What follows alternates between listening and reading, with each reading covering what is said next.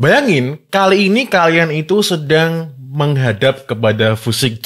Lah kayak apa aja. Kali ini kalian tuh lagi konsultasi dengan Fusik karena kalian sudah menjalankan iklan conversion atau sales di Facebook, Instagram Ads selama 1 bulan. Lalu di sini kalian berkeluh kesah konsultasi. Mas, ini sebaiknya gimana?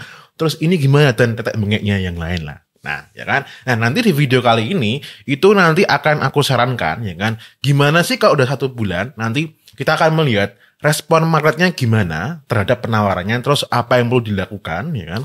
Terus nanti kita lihat juga data, ya kan? Gimana kalau ada placement yang jelek? Terus juga kita nanti akan melihat kalau di jam-jam tertentu tuh ada perilaku calon customer yang kayak gitu atau kayak gini, nah itu sebaiknya gimana? Nah, itu semua akan kita bahas di Facebook Ads Anti Dukun Series di episode terbaru kali ini. Supaya apa? Supaya kalian itu ngiklannya nggak kayak dukun ya, sesuai dengan data yang ada di Facebook Ads, ya kan? Facebook, Instagram Ads gitu. Dan nantinya kalian bisa iklannya menjadi lebih baik atau mungkin menemukan kebusukan dari iklan yang kalian jalankan. Oke, langsung saja kita mulai.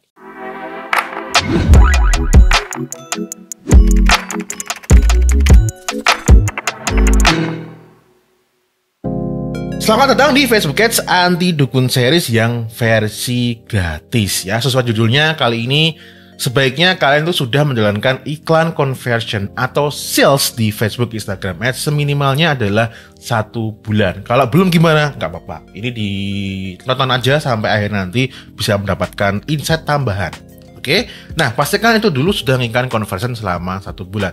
Terus teman-teman juga sesuaikan ya dengan goal pixel yang kalian gunakan. Mungkin di sini yang sudah pasti teman-teman ada yang menggunakan goalnya adalah mencari lead. Mungkin kalian berjualan perumahan, properti, mobil, asuransi, itu kan mencari lead ya.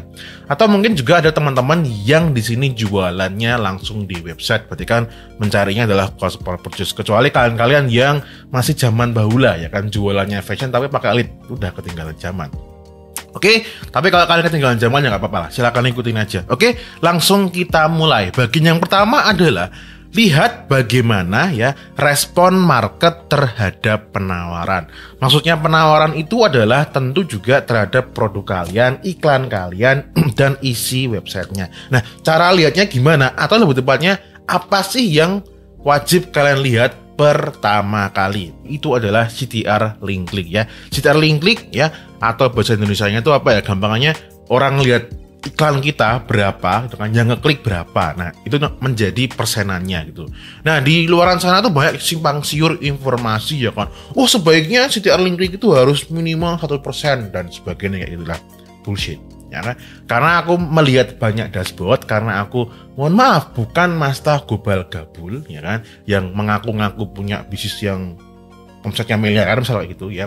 Aku melihat dashboard dari klien-klien aku yang konsultasi. Nah, di situ aku menemukan ternyata CTR link click yang bahkan belum tembus 1% pun itu juga bisa cuan sesuai dengan KPI yang dimiliki oleh klien aku. Jadi di sini kalau kita ngomongin CTR link click berapa yang bagus, itu tidak pasti ya kan. Tentu semakin tinggi semakin bagus, itu dicatat. Oke. Nah, sekarang coba kita lihat ya. Teman-teman, di sini ada studi kasus ya. Oke, studi kasus ini adalah jadi dia ini beriklan ya untuk mendapatkan member baru, yang mana member baru nanti di sana akan di follow up untuk membeli produk-produk yang lainnya. Nah, KPI-nya ya teman-teman, KPI mendapatkan member barunya itu di angka 16.000 di dashboardnya ya kan. Jadi cost per purchase orang daftar di sana ya kan. Jadi dia semacam kayak beli produk tapi produknya gratis. Nah, itu dianggap menjadi member baru. Itu adalah di 16.000. Nah, di sini ketika berjalan, kebetulan ini yang jalanin aku ya. Ketika ini berjalan ya kan bisa lihat ya, CTR link click-nya di angka 2,47% rata-rata. Oke. Nah, cuman cost per purchase-nya itu masih di angka, bukan masih ya, sudah tembus di angka di atas 16.000. Atau nah, ini ada yang 25, 20, 33, rata-rata di 22, 356. Nah, ini aku sebagai advertiser berarti keluar dari KPI yang sudah disepakati di perjanjian ya kan. Nah, gini aku lapor, ini iklannya udah nggak bagus lagi gitu kan. Padahal si tarilingnya kan oke gitu kan. Nah, terus apa yang aku lakukan? Karena aku juga punya kewajiban untuk mengotak-atik website atau landing page-nya, ya akhirnya aku apa? Pertama aku bikin juga konten iklan yang baru. Ya, mungkin konten iklan yang kemarin udah nggak oke lagi, atau mungkin ya ada variabel-variabel yang lain yang mempengaruhi ya kan. Terus juga aku bikin ya kan, bukan bikin, ngerombak landing page-nya ya kan. Aku rombak copywriting-nya, aku tambahin gambar ini itu. Intinya aku rombak landing page-nya. Nah, setelah aku rombak teman-teman ya, itu di sini kalian bisa lihat ya di adset yang paling atas ini ya, itu sudah tembus ya kan di bawah 10.000 bahkan ya, di 6.000 sekian. Kok bisa? Ya karena ada konten iklan yang baru sama landing page yang sudah aku edit baru. Nah, itu gambarannya ya untuk yang di study case yang pertama. Lalu study case yang berikutnya, ini sebenarnya udah pernah aku bahas ya. Nah, ini aku lupa ingat berapa CTR link kliknya.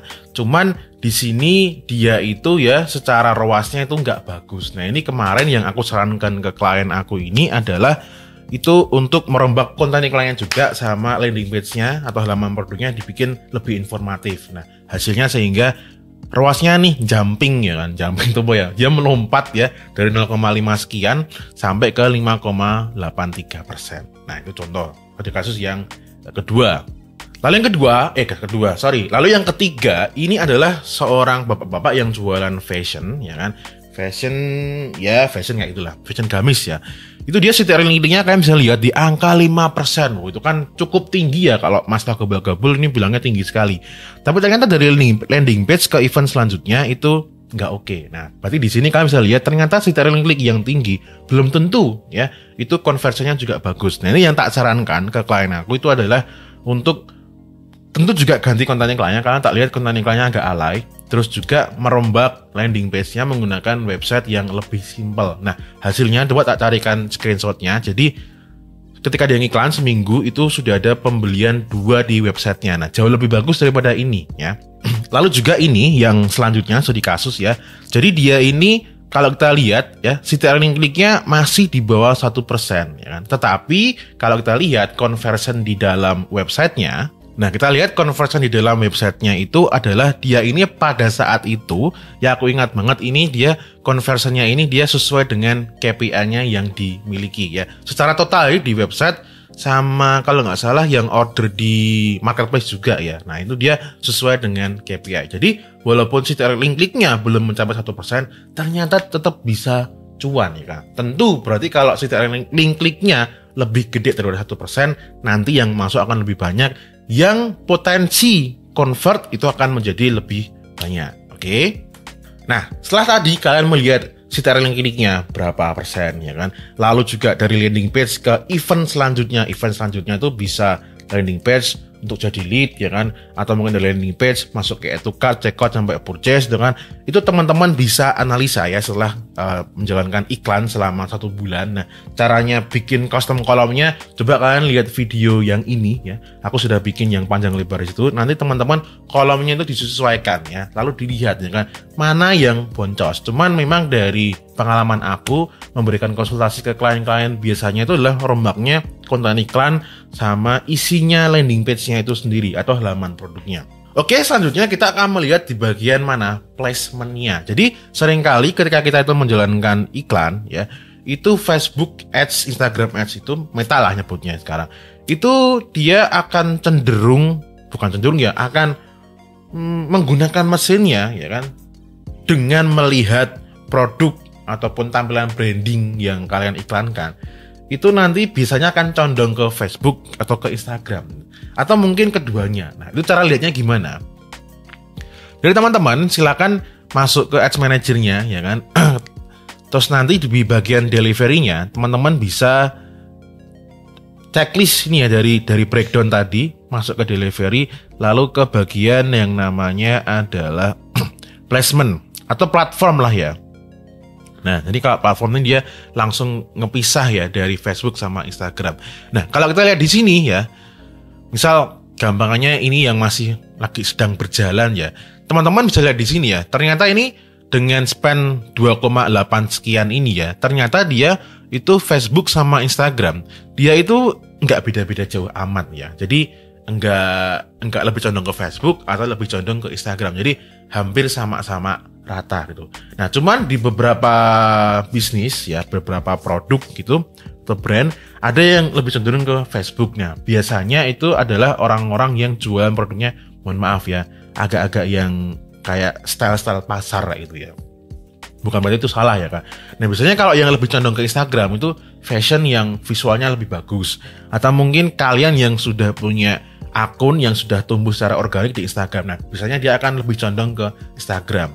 Nah, terus mungkin ya kan, kalian punya asumsi ya kan, ini kok iklan aku lebih condong ke Facebook gitu kan. Padahal aku ini kepengennya di Instagram gitu. Dan ini malah bikin aku boncos. Nah, itu bisa nanti kalian ya lakukan di iklan yang di bulan berikutnya. Kalian hilangkan aja ya placement di Facebook, entah apapun Facebooknya, kalian hilangkan, kalian cuman ngetik tuh milih yang cuman ada di Instagram doang. Lalu nanti dilihat. Nah, biasanya kalau kalian cuman milih di Instagram, itu secara link kliknya itu biasanya nggak akan setinggi sama yang ada di Facebook. Nah, kalau contoh di sini kita bisa lihat ya, ini dia secara link kliknya dengan Facebook itu mirip-mirip. Berarti konten iklannya maksudnya sama-sama tinggi ya, di atas 3%. Ini berarti menunjukkan bahwa konten iklannya itu secara visual tuh bagus, menarik. Karena di Instagram itu nggak bisa cuman asal konten iklan terus secara link kliknya di atas 1% itu susah banget ya. Jadi memang harus benar-benar visualnya yang bagus. Nah, itu untuk bagian yang placement. Nah, untuk yang berikutnya, kalian akan melihat data yang apakah ada jam-jam tertentu yang memang itu menjadi prime time atau mungkin punya kebutuhan khusus. Oke, kalau tadi kita breakdown-nya adalah by placement, sekarang kita akan breakdown by, namanya adalah by time of day yang at account time zone. Nah, teman-teman nanti jangan lihat yang di sebelah kanan ini. Karena kalau lihat di sebelah kanan, sekarang si Meta itu kehilangan data yang ada di sini ya. Karena semenjak perang sama si iOS itu ya, dan di demo banyak orang. Jadi teman-teman nanti lihatnya ada di bagian sebelah kiri aja.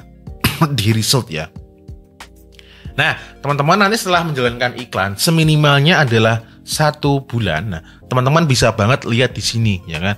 Ada kecenderungan nggak sih? Tapi ini mohon maaf, ini dia iklannya memang sudah di setup ya, dia hidup di jam-jam tertentu ya. Jadi misal contoh aja di sini ya.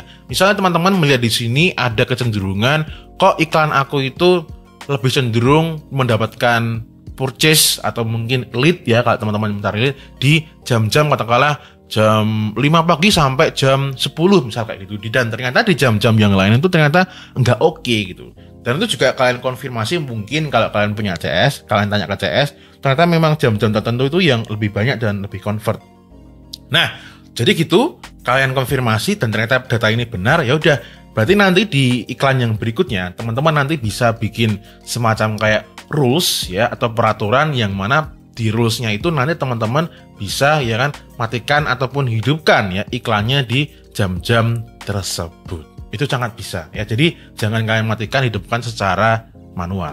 Selama ngiklan 1 bulan itu sebenarnya dari data itu akan ada banyak sekali saran-saran ya, dan beberapa hal yang bisa kita improve, dan tentu nggak bisa aku cover di sini.